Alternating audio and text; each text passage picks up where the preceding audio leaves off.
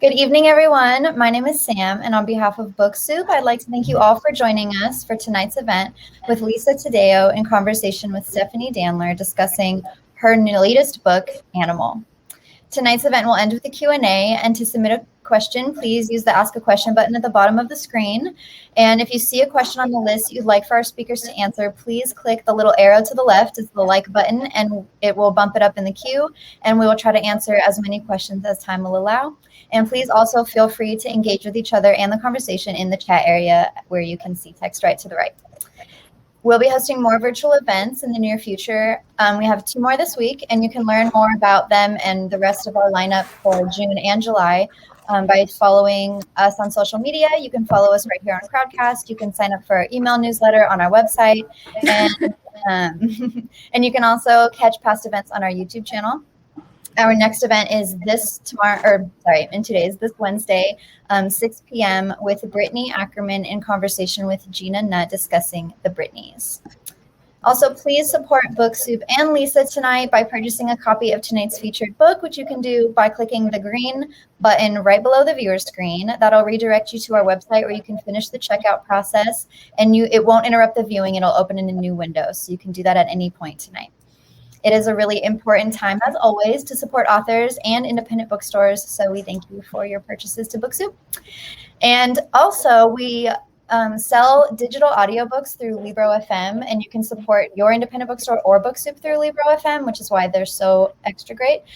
And Animals is narrated by the one and only Emma Roberts from Bellatrix. So, well, I'm sure you know her besides Bellatrix, but the literary facet.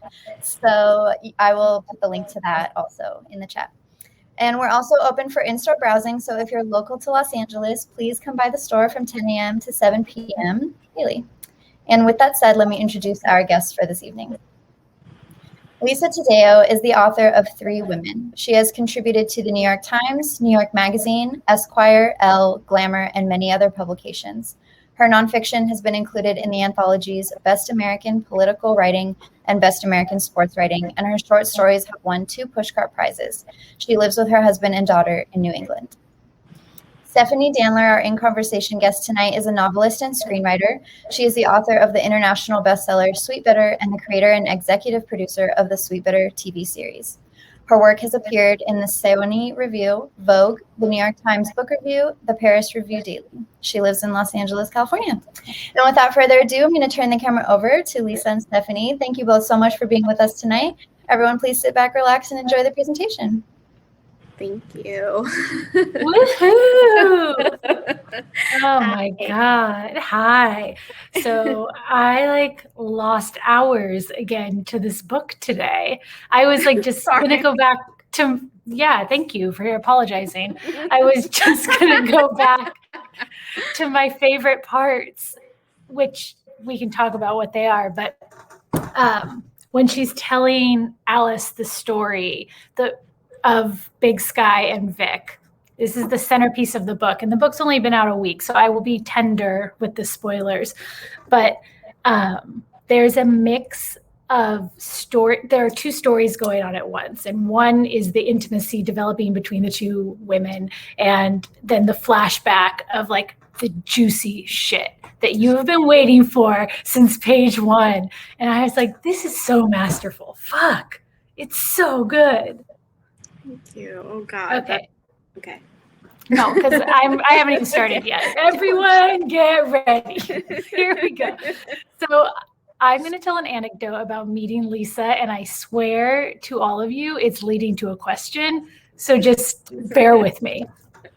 So I first met Lisa in Nashville, and it's me, Adam Ross, and Lori Moore, and we're waiting for Lisa, and she's coming off a plane. And I know this is the least humble story I could possibly tell, but it is true. And she walks in, and she's wearing you are wearing a mesh top with a white slip dress over it. So Joan, yes, really? You are. Adam sent me a photo of us today. So it's a mesh top, white slip dress. You're just off a plane. I think you came from London. And as soon as you sit down, we start talking about travel anxiety, flight anxiety, which is just if you have met an author on a book tour and they have flight anxiety, this is what they want to talk about at dinner. And you were traveling with your daughter Fox. And we were talking about the benefits of dying with your child at home on the plane and dying with your child on the plane. Yes. And you said, you know where this is going. No. You said, you know who gets a bad rap? Asia Wevel. And I was like, I'm in love with this woman. No, I'm not done. Some of our guests tonight are wondering who Asia Wevel is. She is Ted Hughes's second wife after Sylvia Plath, who committed suicide by putting her head in the oven. And she also took her daughter with her. So this is very dark, and I'm going to state explicitly right now that when Lisa said that, she was not condoning filicide in any way, shape, or form. But it actually is like a key to something I love about you in person and in your prose. First, like a Plath reference. Oh my God, hot and bothered. But you were saying the unsaid taboo thing out loud. And you followed it up saying that Asia meant kindness, that perhaps there are ways of living in this world that aren't necessarily worthwhile just to be in this world, and that to be a child who loses their mother is unthinkable. Mm-hmm. And I will remember that forever and tell the story 1,000 more times. But when I started reading Animal, I was like, oh my God, ding, ding, ding. This book is about the monstrosity, to me, it's about many things, the monstrosity of motherhood. Mm-hmm. Mm-hmm. Mm-hmm. And I wanted to know, I know that it's quite taboo, right, to talk about suicidal ideation with motherhood, or Asia Wevel in general, quite taboo. Mm-hmm. And so I wanted to know how she kind of figures, how like that figure figures into Animal. Well, first of all, you did it again. I feel like every time, like everyone reads my stuff, and then like you're just like, it's about the monstrosity of motherhood, and I'm like, yeah, that's exactly what it, like you're. I just feel like you always get things like insanely, and that's exactly what it is about for me, probably above all other things. Although I don't know how sexy or exciting that is to hear, like in that way. I feel like it's not like you're just saying. The one of another writer friend of mine said that the only book she ever wrote that didn't do well, and this is someone whose every book does well, was one she wrote where the mother was like questionable, and I think like questionably employed as a mother, like not exactly up for the task. And then I always also bring up Elena Ferrante's Lost Daughter, where she leaves her kids for 2 years, and then it's like fuck her. Now we don't want to hear about her anymore. And I'm like, well, I want to know what she did for those 2 years. Like, I'm not condoning it, but also like, why are we shutting those stories out? Like, why don't we want to hear those stories? Like they scare us so much that we could want to do the same thing, or that our mothers wanted to do those things to us. It's just so scary, and I get it, and I'm terrified of that stuff, which is why I like to write about it. Yes, I feel like this book is a compendium of fears, right? And it makes so much sense. I mean, you're talking about a book with like rape, murder, suicide, miscarriages. I'll stop there for people who haven't read that far, but the amount of any suffering available to a woman, including the minor ones like heartbreak, is in this book, as if Joan is trying to exorcise all the demons out of her life to see what's on the other side. Yeah. I mean, it is a compendium of fears, and I think that sometimes going really just exercising all of that is the only way that I can kind of, sometimes I need to do that stuff just to write something else. So in a way, I feel like Animal is something I wrote so I could write something else. Like I had to get all of this out, but also Animal for me is, I have met, so many people, who have lived their lives in a certain kind of bloody manner. And I think that there's a lot of people who have, and then there's a lot of people who haven't. And people who haven't lived in a certain way, people who don't get into cars with weirdos, which is something that I have done my whole life. There's people who get into cars with weirdos and people who don't. And I wrote Animal as someone who gets into cars with weirdos, about people who get into cars with weirdos, for people who get into cars with weirdos, and also for people who don't get into cars with weirdos, to see what it's like when you do. Maybe that's one of the reasons that it scared me so much, is because I used to. Mm-hmm. And I'm definitely, I mean, I literally have done that. And the larger metaphor that you're speaking to is so familiar to me. And I think there's something about your work in general, but Animal in particular, that makes me feel like I'm standing on a trapdoor that's about to open at any minute. And I do wonder about the experience for, people who are whole. Mm-hmm. They kind of exist. I believe it. Because I think there's still a lot of pleasure in like the bravado of the sentences and the humor. But to them, I think they probably think that this is like a dark fairy tale. Right. Yeah. And Elena Ferrante could be described the same way. I actually, as soon as you said that, I thought of Days of Abandonment as a comp for Animal, which, oh my God, which also left me feeling like the walls of my house were closing in on me. Yeah. So I do, you did write it for me, is what I'm trying to say. I did, I know. And I guess my next question to that would be, the book seems to be informed by this mother wound, this like big wound in the center where the mother was and couldn't be. And I'm wondering if you could talk, if that is personal at all, like if that's informed by personal experience, because I know that a lot of this, I've heard you say a lot of this was based on the research you did for Three Women.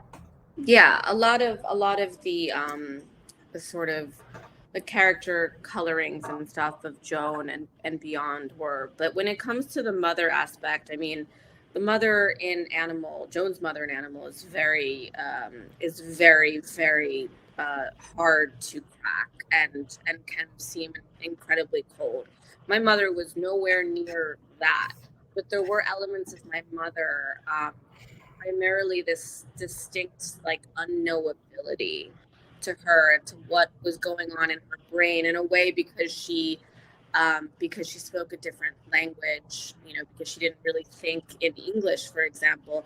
I would always there's a distance there, like I'm thinking in English and she's thinking in Italian, so it always is like, what is that distance between us? What is it made up of? And my mother had so many like Gothic stories. I mean, I put one of them in Three Women, and there's other parts of Animal of her that are in there. My mother lived quite a Gothic life. But wait, because I want you to tell in case people forget what you're referencing in Three Women. Please tell us. Oh, right. Sorry. So in Three Women, I open up the prologue with a story of my mother being followed on her way to work and back every morning by a man who was masturbating behind her while they were walking.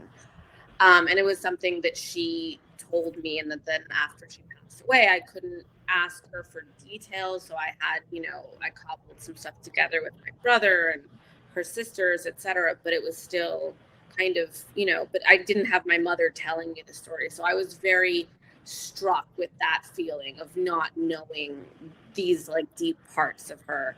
And you know, and the way that she sort of brushed it away like it wasn't that big of a deal. And then what that also brings me to is the idea that sometimes we say things aren't a big deal, and others of us read our own experiences onto it and then go, no, that is a big deal. That probably fucked you up for life.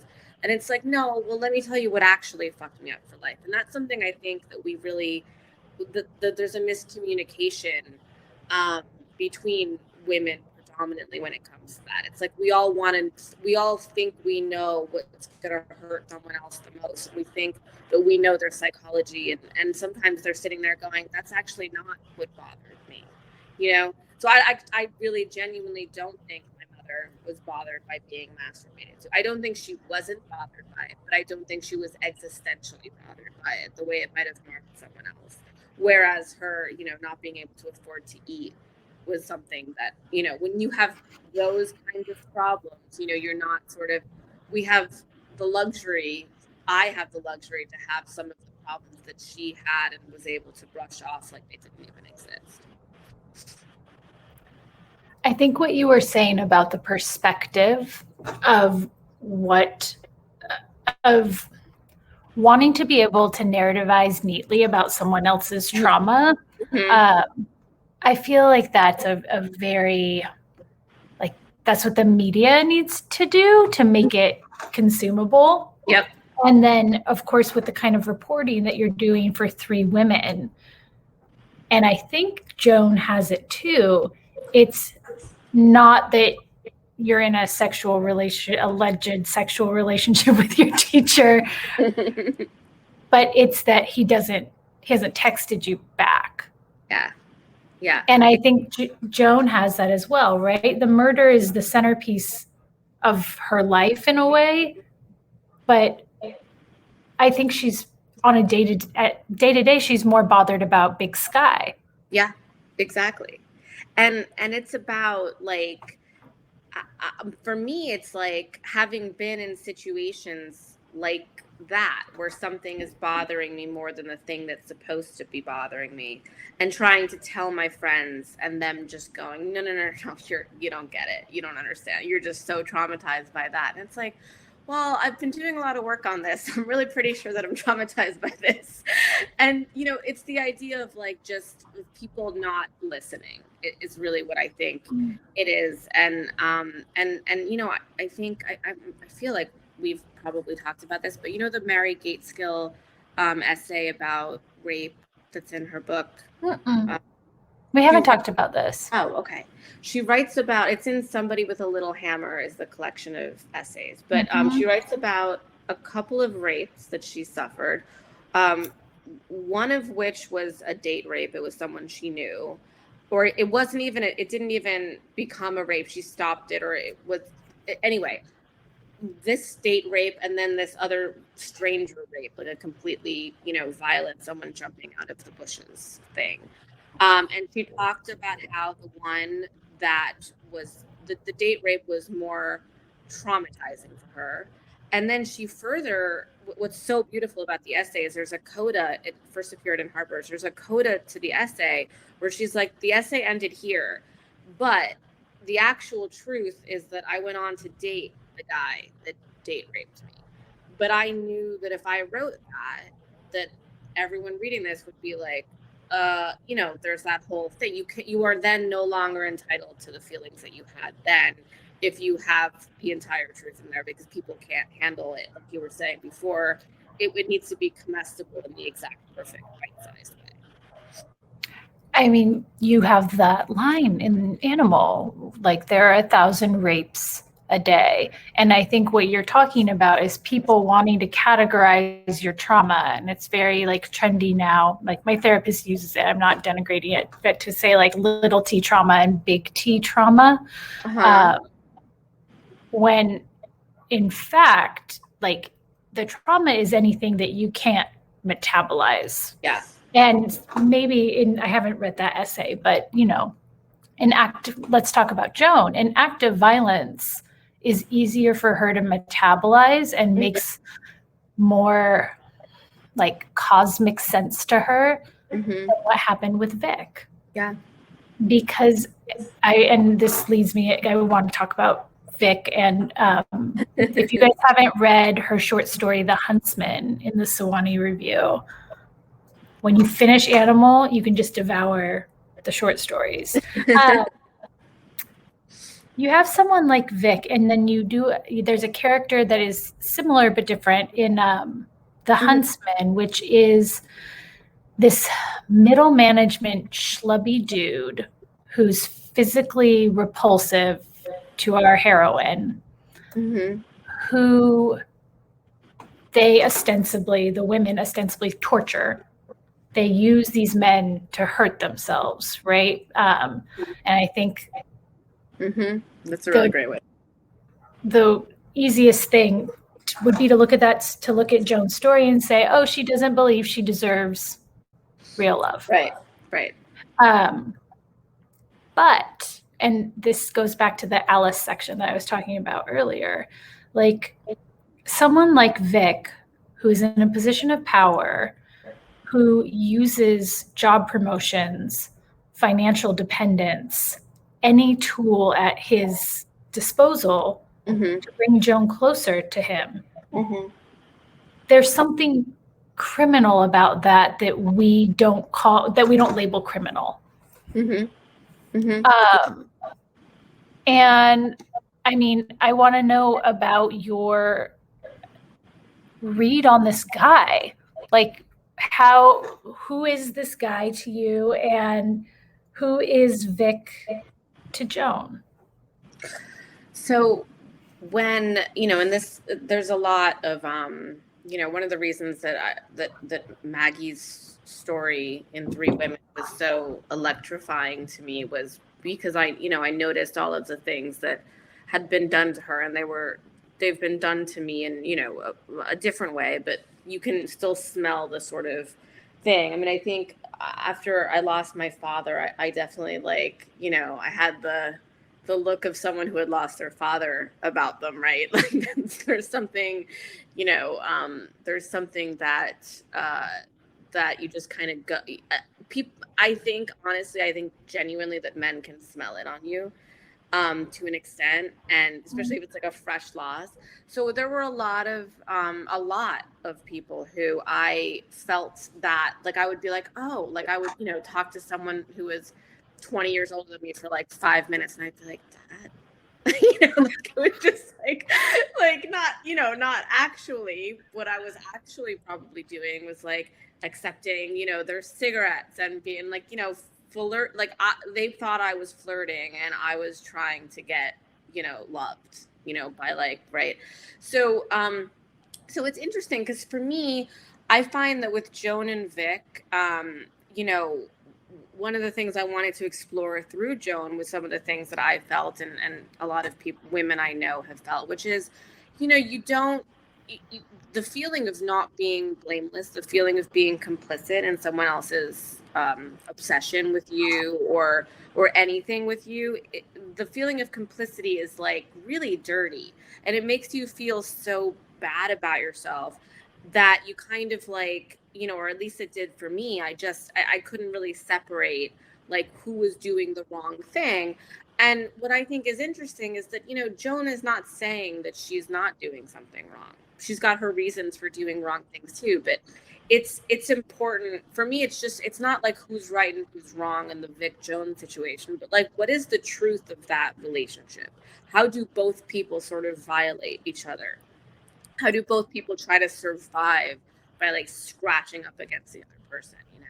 That's what I wanted to explore. I feel like one of your sort of through line obsessions between the two books is resisting moral categories and trying to, Three Women is a journalistic experiment, so it has like more objectivity. We could argue about that, but that's not the point right now. It has more objectivity than a first person narrative, but I do feel like you are trying to explore the human side of evil in a lot of ways. Totally. Exactly.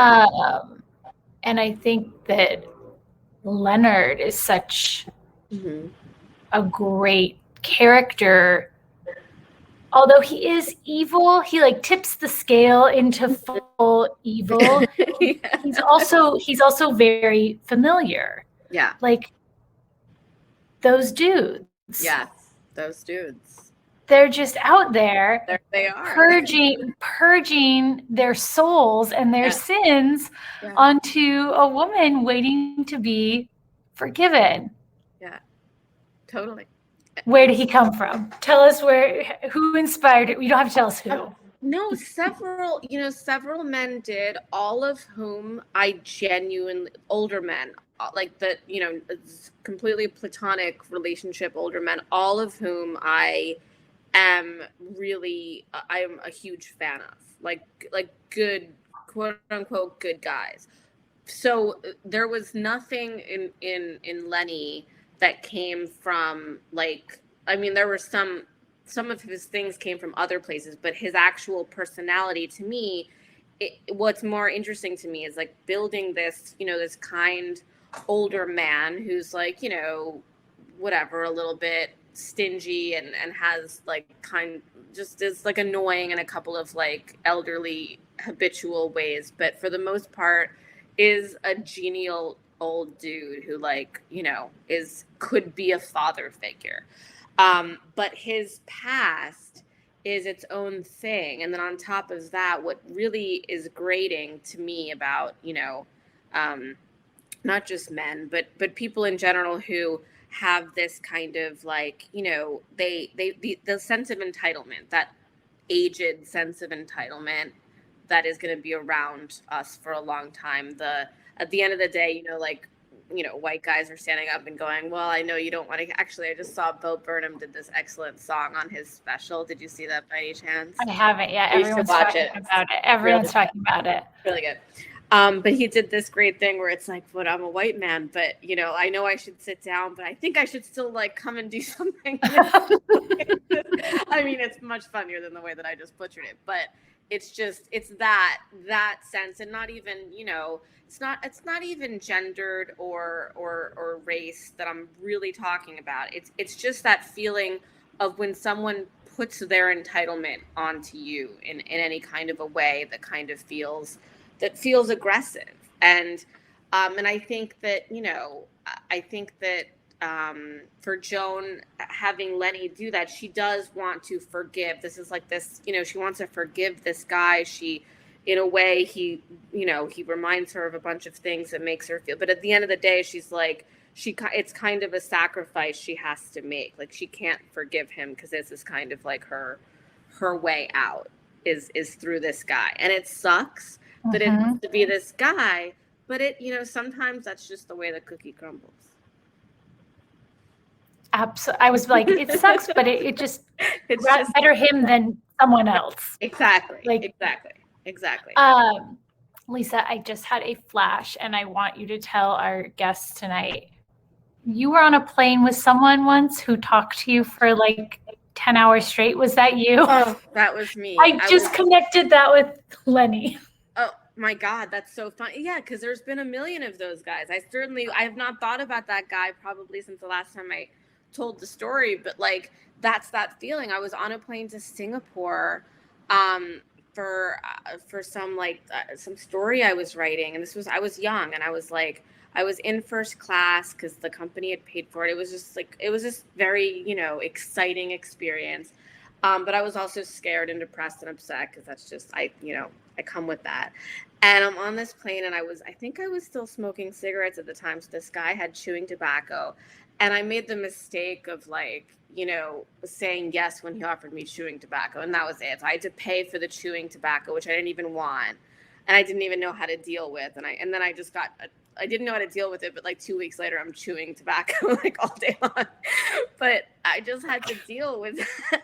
I had to pay for the chewing tobacco with 10 hours of like me like pretending to sleep and then like opening, like doing all that.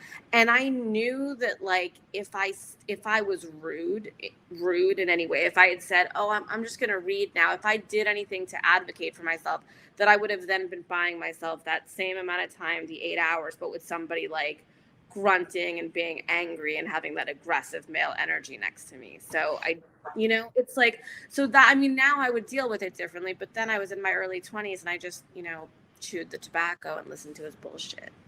But this is emblematic of, I think, what is wrong with the men in Animal, which is that something like that, like first that we as women, and Joan is dealing with this, have been taught that like the war between the sexes is always transactional. Mm-hmm. And so like in exchange for this chewing tobacco, I must repay him with my kindness, with my attention. And in exchange for this plane ticket, I have to sleep with this guy. And there are a million of these interactions. I mean, sleeping with someone for a plane ticket is the worst deal in the world. Depends on where it is. Like it's not a Southwest flight, but anyway. But these things snowball until you're submitting your self-respect, right? They kind of erode at Joan. And I feel like Joan is this woman grown up who never ever said, you know what, I'm just gonna sleep to Singapore in my very nice seat. Yeah. Well, because I think there's something, and it definitely felt probably, I mean, now that I'm thinking about it, it probably had a lot to do, a lot of the reasons why Joan, what I was exploring with Joan is somebody who had lost so much. I think when you lose people, that when other people kind of crawl in there, even if like you don't want them anymore, you're kind of like, well, I can't kick this person out. Because like I know what it's like to have something be gone, and so there's something about that in the little interactions I think that have happened in my life, and certainly something that I wanted Joan to have is this feeling of like, she doesn't want to lose any more things, even like just the idea of loss is so haunting that even losing an asshole is a really difficult thing to stomach. And I think that's really common. I think that you like. After loss, you cling to slip dresses and objects that don't make sense for your life. So you've got all this transactional sex. You've got violent sex. You've got sort of transactional sex. And then you've got this sort of spiritual sex that she attains with Big Sky. But I have two questions about this, because even the spiritual sex doesn't make her feel good. And it seems like, she has this one encounter with River that is tender, at least as she describes it. But it seems like this relationship with Alice, she tries to kind of almost approach it sexually, which is how she approaches everything in her life. And it turns into something else. So I have a lot of questions around this. The first is, I listened to you and Adam, I listened to your podcast the other day, and you do that. He's what? So great. It was so fun to do that. Yeah, he's the best. Lisa Tadeo's theory of the bad orgasm. What is it? Oh, it's that women have bad orgasms and can have bad orgasms. And I was thinking about that in relation to Joan and Big Sky, that this is without a doubt the best sex of her life. And she's not getting pleasure from it. And I wanted you to talk a little bit about women having bad orgasms. Well, one of the things that I thought was so interesting, that, some of the things that I learned when I was researching Three Women, one of them was that everybody was cooler than me when it came to that stuff. Just like, how like you see someone and you're like, oh, that person probably is kind of boring at home, right? But like, I feel like almost everyone I talked to, like nobody bored me. I was just like, oh my God, everyone's doing cool shit out there.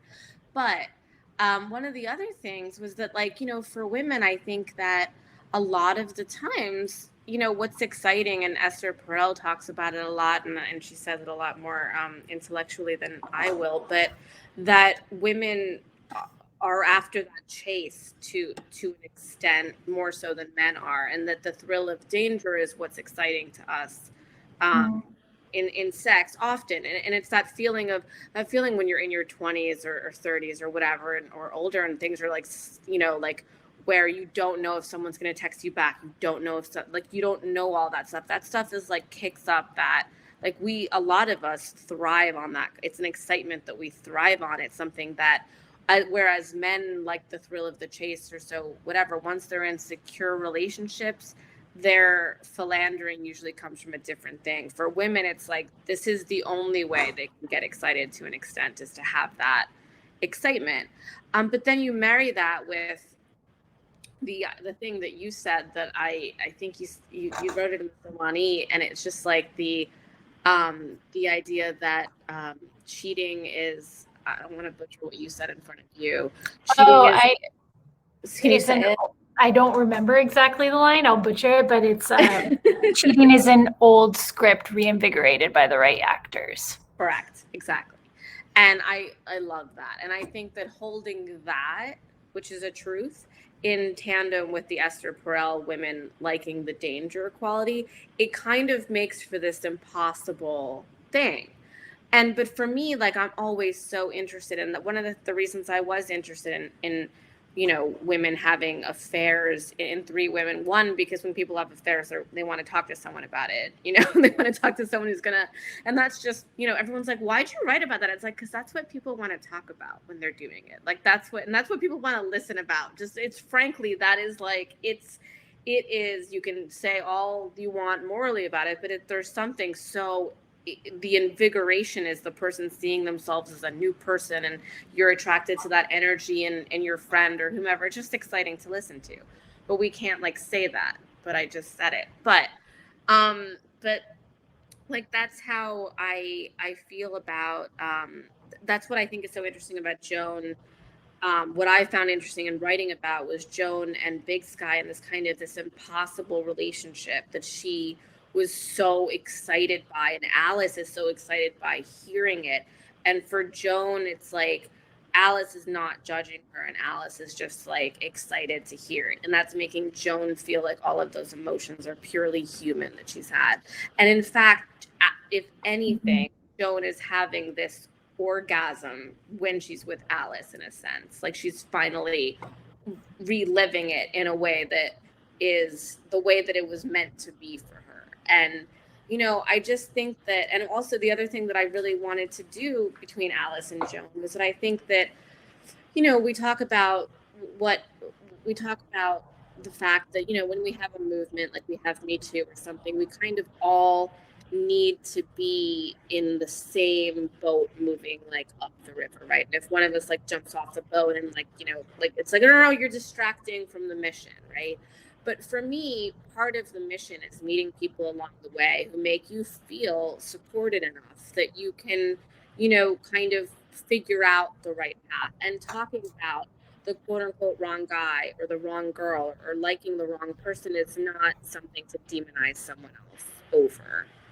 And that's something I really wanted to explore. And that friendship between them, even though fraught with a bunch of other things and fraught with just women becoming friends, period, which is always fraught, is also just this like pure connection where two people are not judging each other, or at least not that much. No, that is so good. And that is why that scene is so brilliant. Everyone should read it. But this idea that Joan is getting the orgasm that was denied to her because in the present, she was so injured by fear, right? That but it comes back to her in a safe space. Exactly. Where she's not under threat of abandonment, where she knows the parameters of the room.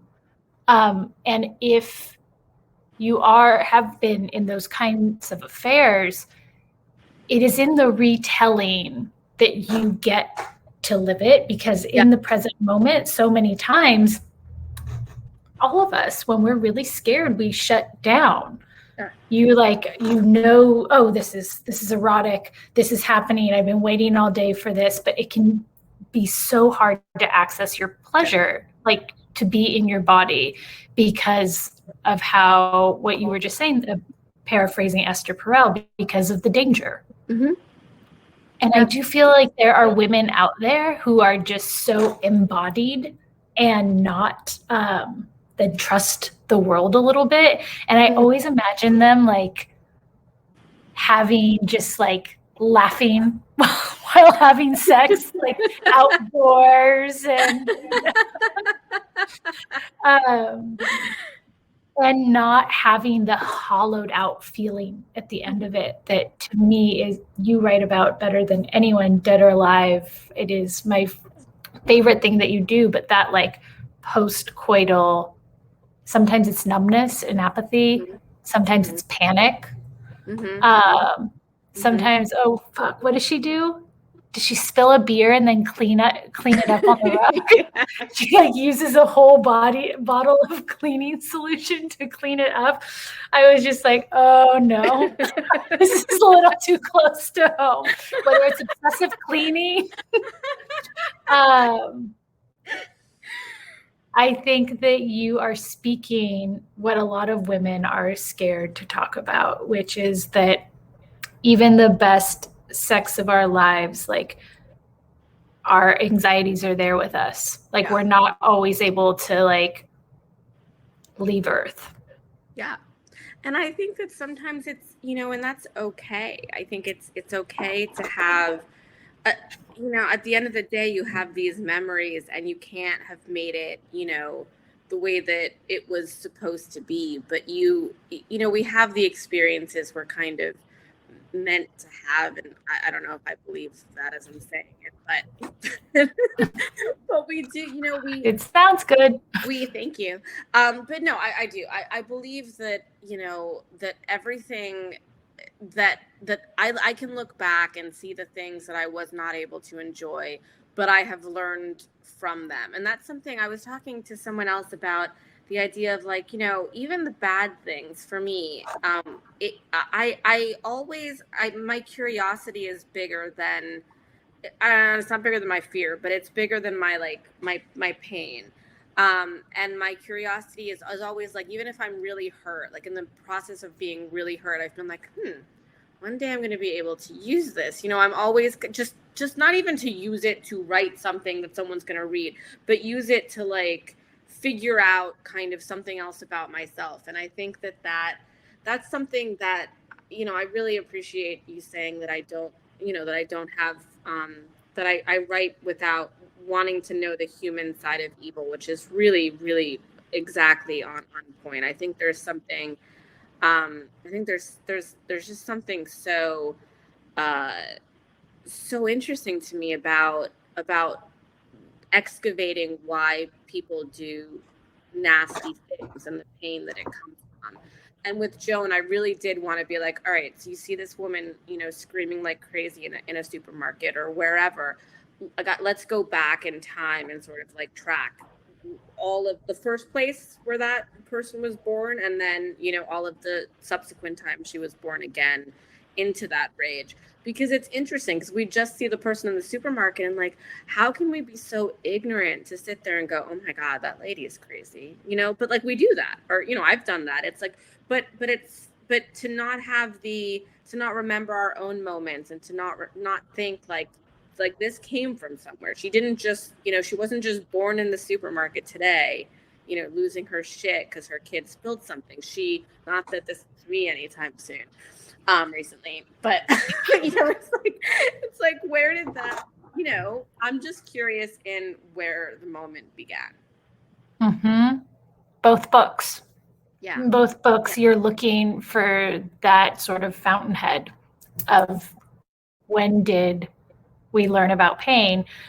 And I think when you are a mother, the hunt for that, wanting to find it, is on the one half intellectual and curious and empathetic, and on the other hand, it is so primal to want to keep it from your child. Yeah, totally. You're like, how did this start for you? Because I don't want to bring that anywhere near.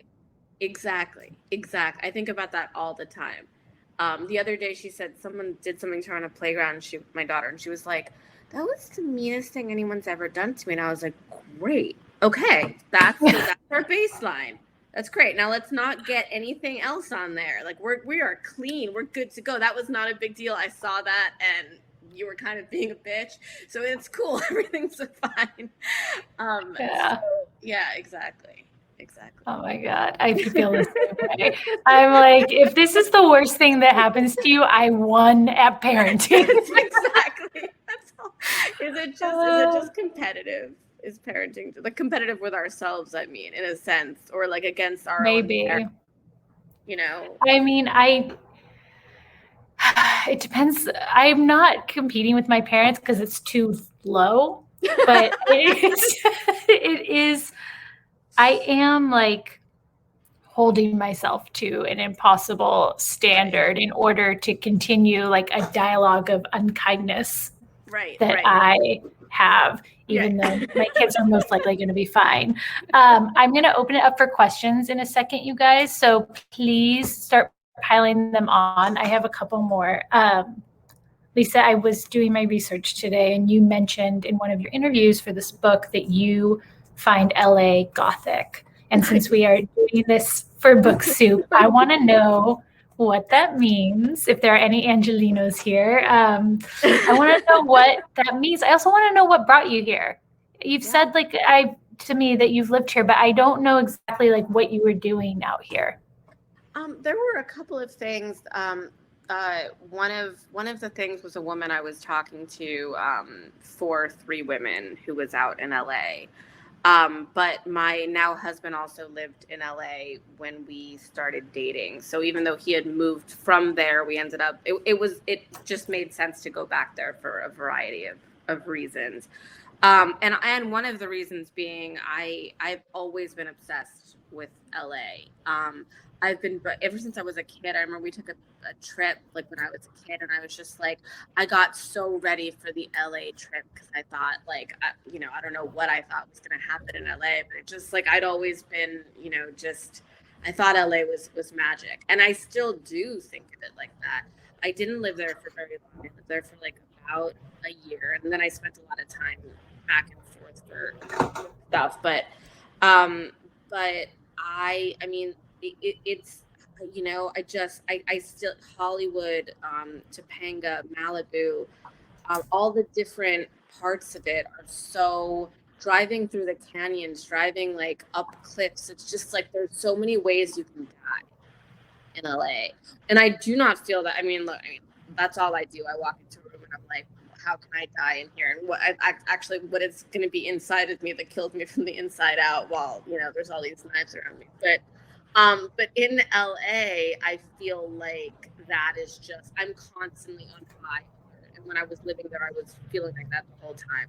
I was also mesmerized the entire time by all of it. I think the restaurants are fantastic. The views are gorgeous. The people, I just find it, but it's such a sort of genre bending place. It's like a real like melting pot of just everything, of cliffs, and it's pure drama across the board, and it scares the shit out of me, and I also think it's absolutely gothically beautiful. Does that make sense? Yeah, it does make sense. I mean, when I read this book, I was like, oh, Lisa's never moving to LA. But no, I love it though. That the book comes from that love. No, I know that. It also comes from like, New York. I feel like I got to the end of New York, It's like I feel like I lived New York. LA, I still don't feel that way about it. I still feel like it's this unfinished place that I still want to see more of. I think the existential threat of like water, ecological disaster, lack of water, like landslides and you lived in the canyons. Just there's like a real, it goes against common sense. Mm-hmm. So much of it. And so much about New York goes against common Yeah. sense. You're like, why are all these people crammed into a small space? But in New York, like the sense of order is so like ironclad. And LA, as you write about it so beautifully, still is really wild in a lot. There's still like a space to get lost. Yeah. And I think that threat, you could feel it. I'm going to give us a couple questions. Thank you, you guys.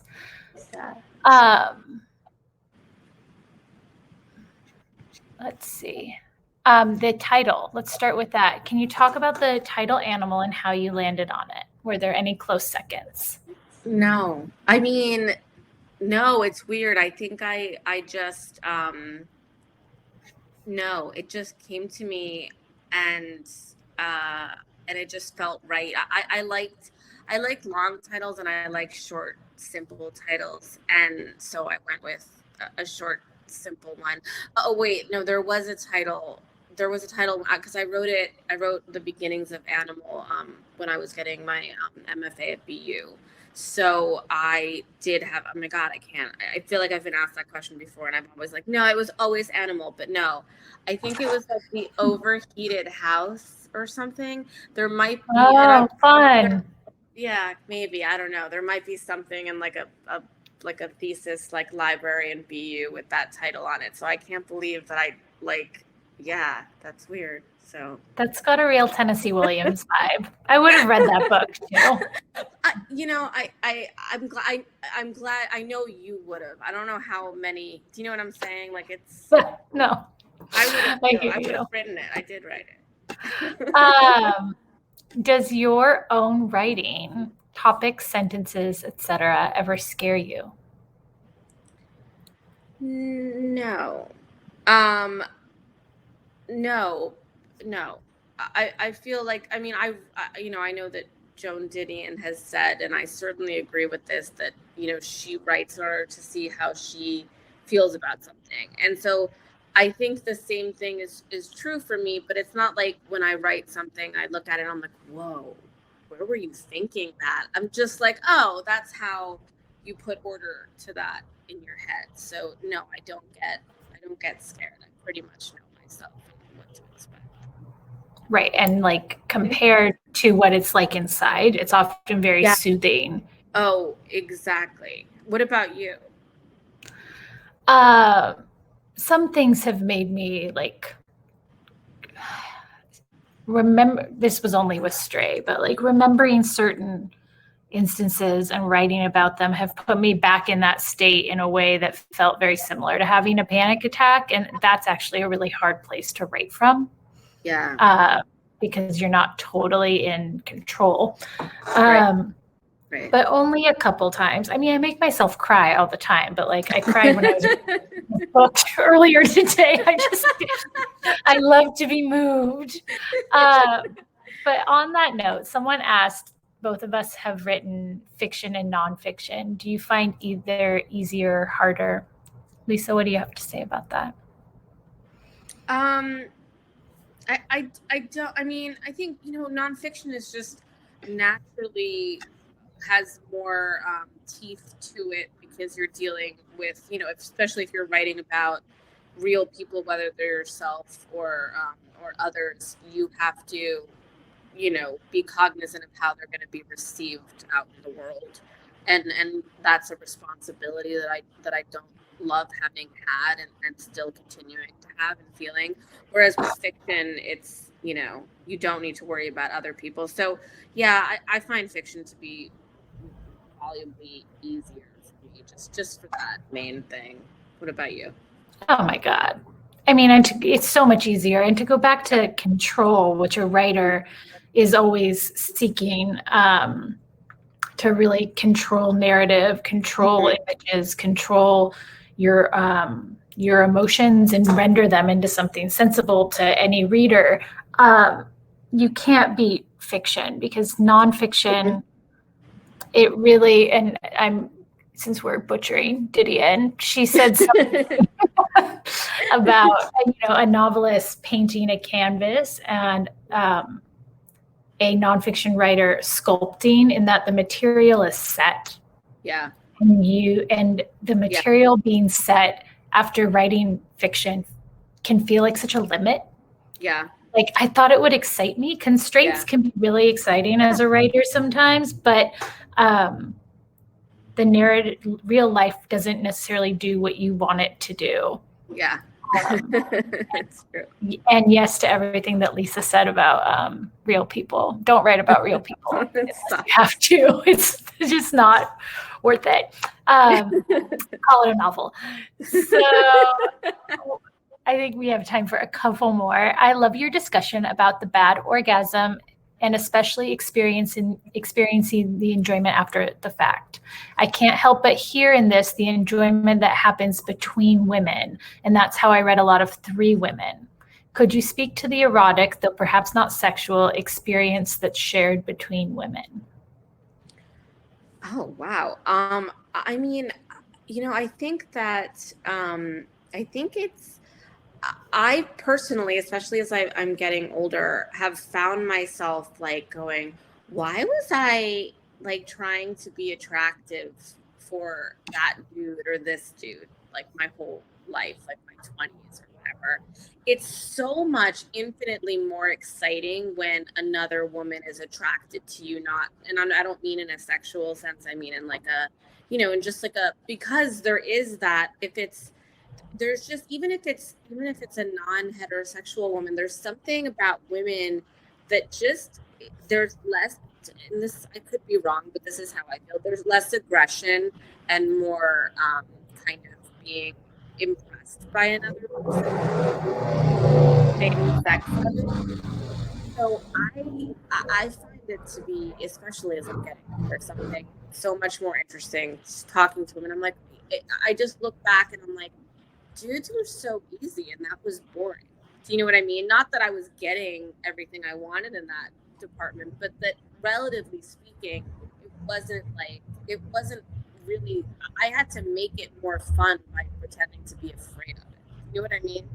And I feel like I wouldn't have had to do that had it been like just women that I was hanging out with. I do, I'm interested in like, just what it would look like if we were just all in an all women society. Like, how long would it take before we just kind of like, solved every problem? Every single problem. Everything. I think that as you're saying that, I think that not to reduce everything to sex, but I think both of us are preoccupied with sex in our writing. So one could safely assume that it has something to do with how we see the world. The question of sex when you're in relationships with men is so boring.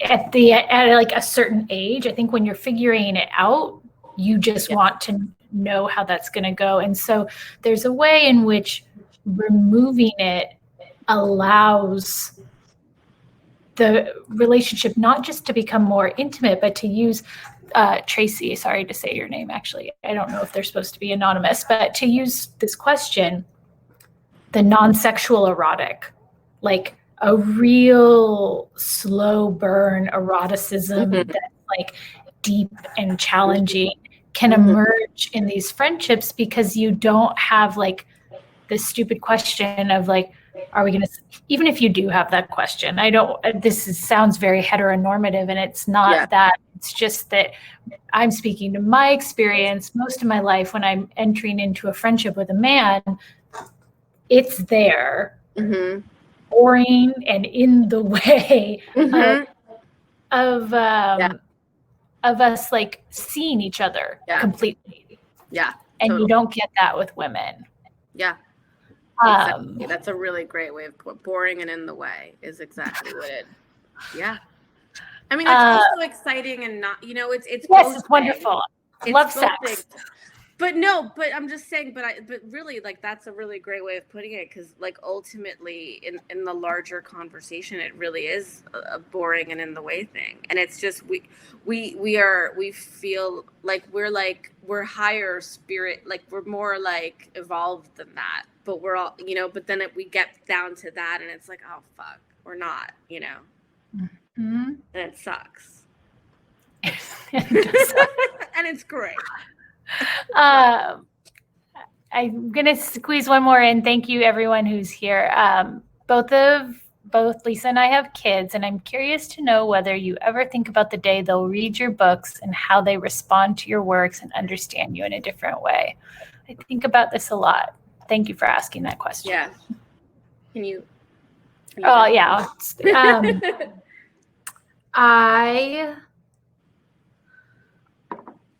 When I became a mother, I knew I could not be the kind of mother who didn't show all parts of myself to my children. I see a lot of women do that, and I think that it erodes their soul over time, to pretend that you weren't blackout on the pavement in your 20s, and to pretend that you never cursed or said I hate you to your own mother, or whatever it is that you're trying to control and shield them from. Those women, those mothers, I feel like they explode a lot of the time. And it creates a distance between you and your children. And I really do want my children to know that the experiences that they're going to have in life are okay. One of them, it's not bad, it's not good, it's not slutty, it's not reckless. It might feel that way in the moment, but I have like an opportunity in my work to like hopefully make their lives a little kinder, even though the work itself doesn't feel kind all the time.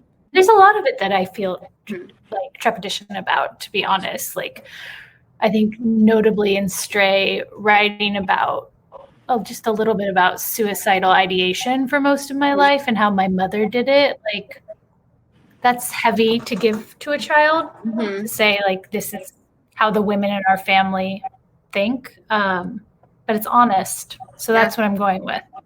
Yeah. I totally 100% agree. I am okay with her. She's 6 now. I'd honestly it's funny because it's like, I don't want her watching like Barbie's Dream House for whatever reason. Like, I feel like that's going to corrupt her, but I'm like, oh, you can read mommy stuff. Oh, can you read what do you think about this? Like, oh, don't read the F word. And it's like, so that's fucked up. But I'm just realizing that. I'm like, what? Who am I to say she can't watch Barbie's Dream House? I'm like, it's so fucked up. But yeah, when it comes to my stuff, I'm like, well, this is who, these are things that are out in the world, specifically with 3 women. I dedicated the book to her because it was like, I wanted her to see that.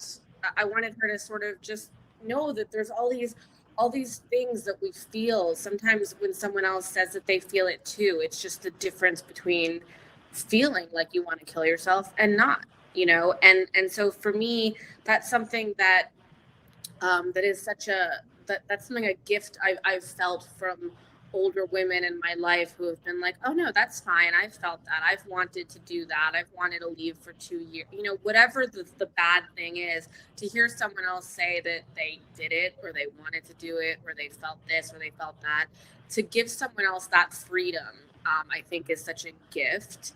And it's putting yourself on the line in a certain kind of a way. But I think when you do put yourself on the line like that, and someone needs to hear it, I feel like both people get healed to some point.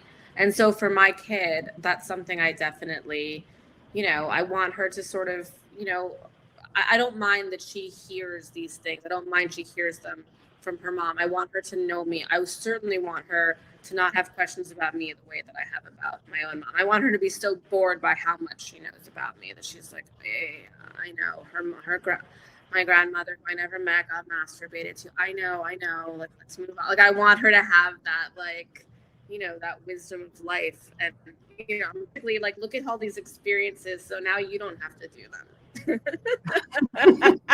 Unless you want to, and I support you and love you, but you really don't have to. Exactly. Well, that is a great one to end on, because Animal does have a second person direct address. And if you haven't finished it, I won't say what that is, but it fits in well with the book that you've written to Fox and to my daughter too. Thank you, Lisa. Oh my God, Steph, thank you so much for always. I always know that that you're going to be you, but I'm still surprised anyway. Oh my God. I love this book so much. Everyone, thank you so much for joining us tonight. I don't know what I need to do. There she is. Thank you. Thank you. Thank you so much for having us. Yes, thank you, Lisa and Stephanie. That was an amazing conversation. So powerful. If you haven't gotten your copy of Animal, you can do that at the green button, just a reminder. Or you can also get the audiobook and enjoy either way. Lisa, congratulations. And thank you both for being with us. And everyone, thank you for coming. Such a big, engaged crowd. We appreciate you. And everyone have a wonderful rest of your night. Thank you so much.